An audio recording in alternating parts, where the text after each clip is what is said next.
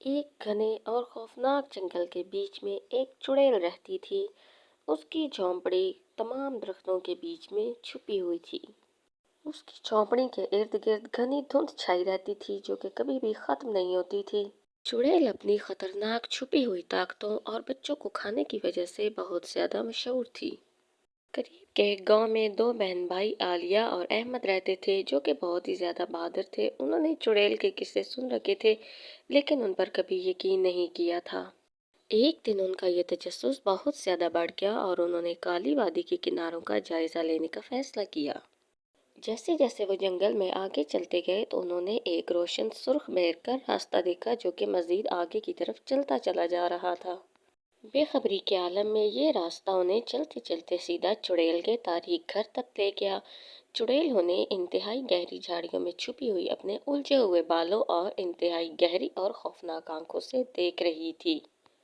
وہ انتہائی مکار طریقے سے مسکرا رہی تھی اور پھر اس نے بچوں کو دیکھ کر ایک ایسا جادو کیا جس کی وجہ سے اس کی جھونپڑی کا دروازہ اچانک سے کھل گیا۔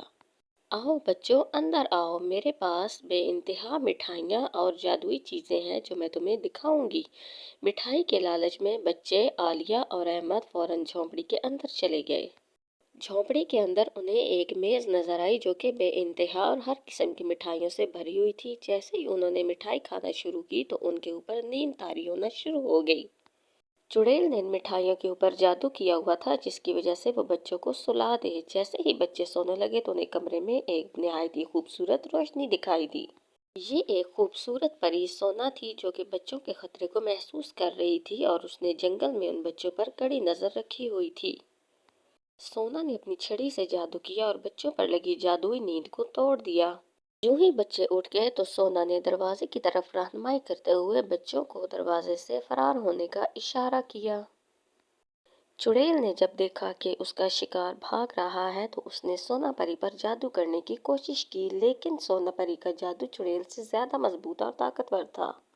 سونا نے اپنے جادو کی چھڑی سے بچوں کے گرد ایک مضبوط حصار بنا دیا اور چڑیل کو ایک چھوٹی سی تتلی میں تبدیل کر دیا۔